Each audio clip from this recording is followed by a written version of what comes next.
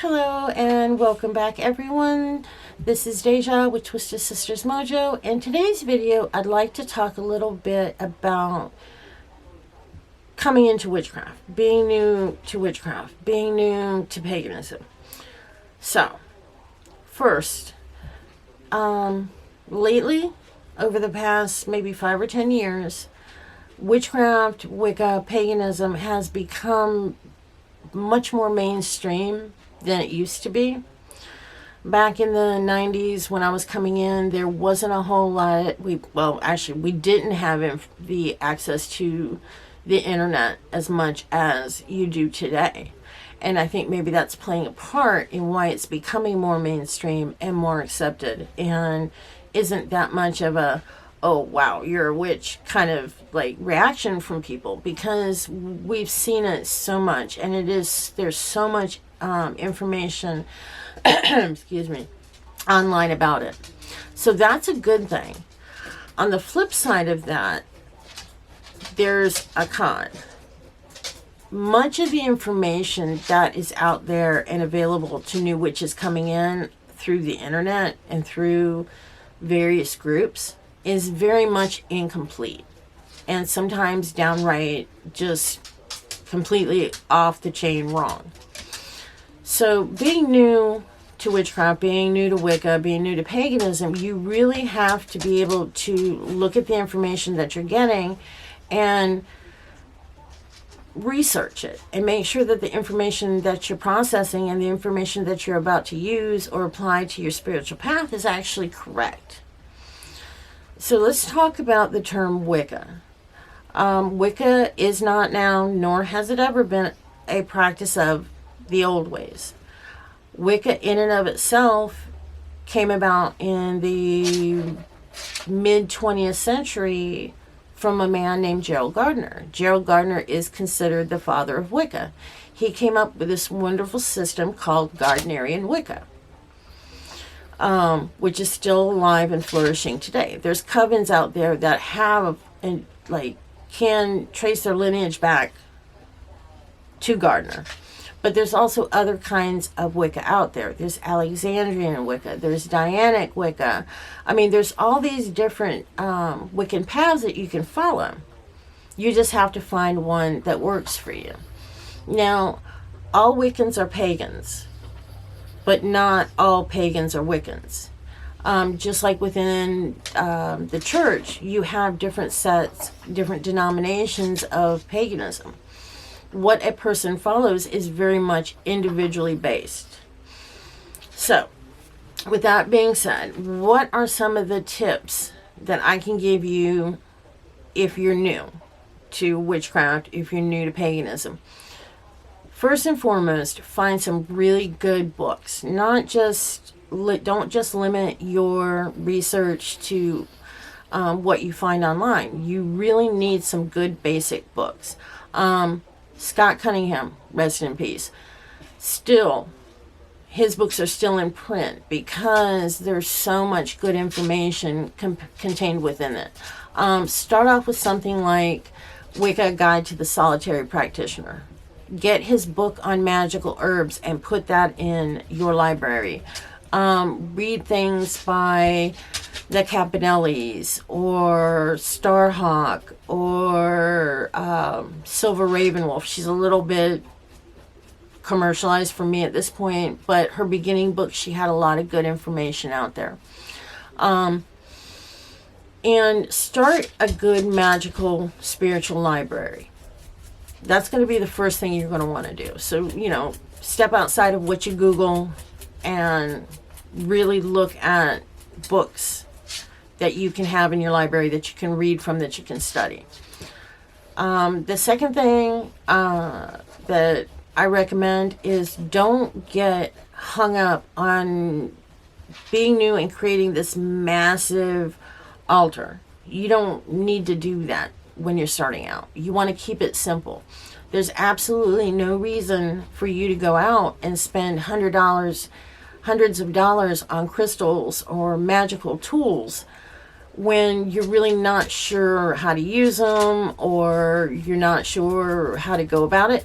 So in the beginning, keep your spiritual space simple.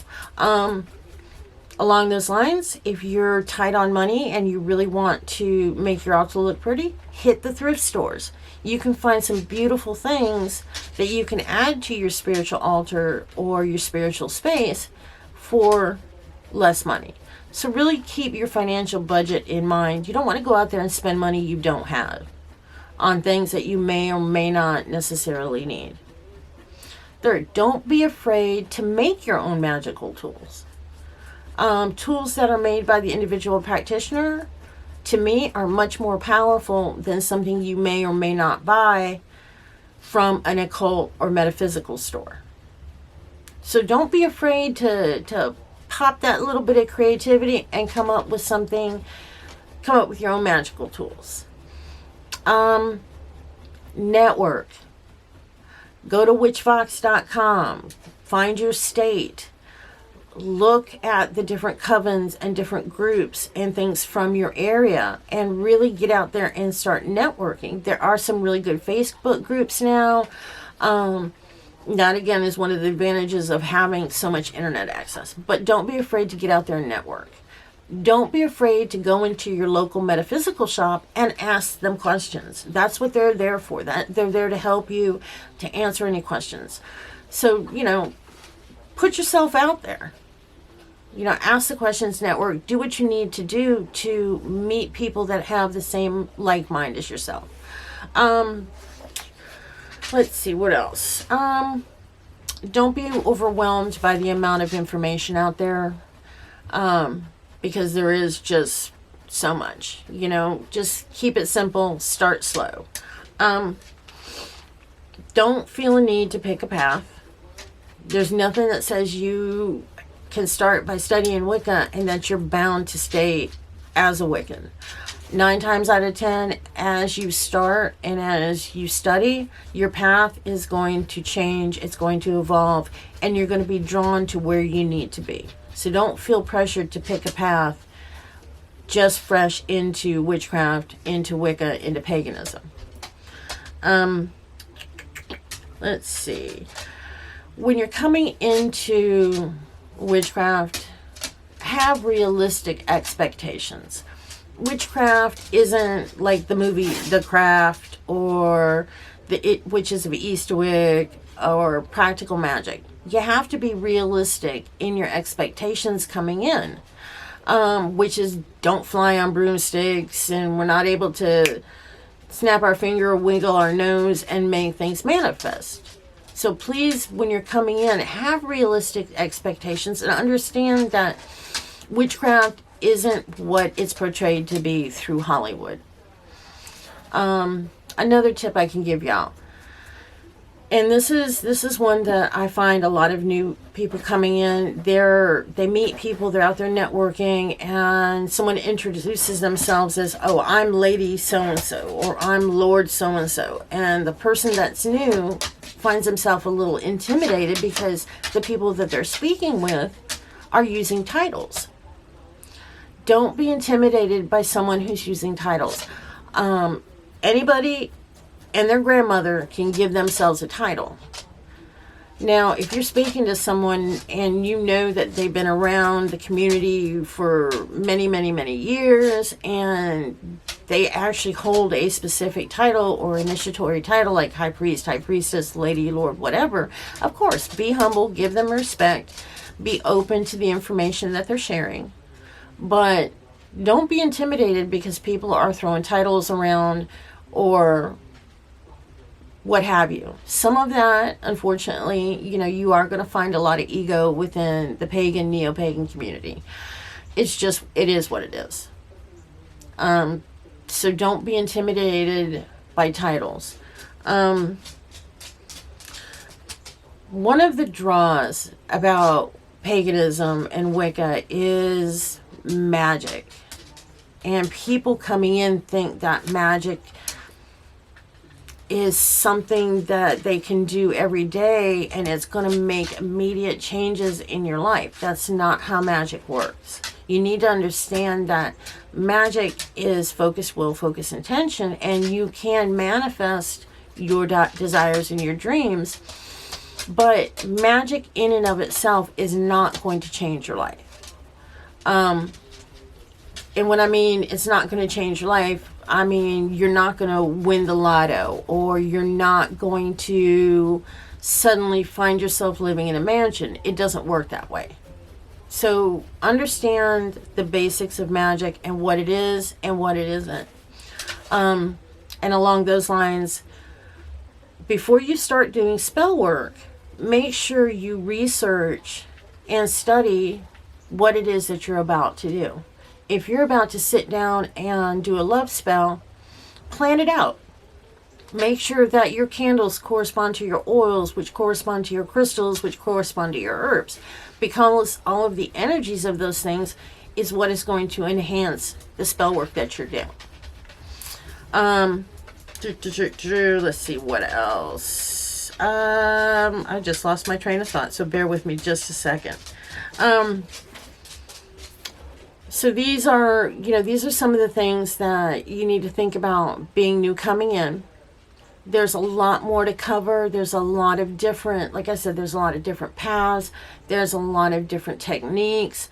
Find things within the metaphysical community, the New Age community, the witchcraft community that draw you. Don't be afraid to study your chakras. Don't be afraid to study auras. Don't be afraid to absorb as much information as you possibly can. And as you gather this information, go ahead and buy yourself a good leather-bound notebook or notebook that you can start journaling your magical information. You can start journaling your magical journey. And as you study, as you grow, as you write down your spells, write down the information that you come to, and suddenly, 10 years in, you find yourself with a big book, and there it is, your magical grimoire. So everything that you do within your spiritual magical journey, keep a book specifically for that. So, with all of that being said, I'm probably going to revisit this topic later, but before I close out, if you would do us a favor and hit that like or subscribe button, we will see y'all next time, and I hope y'all have a blessed day. Bye.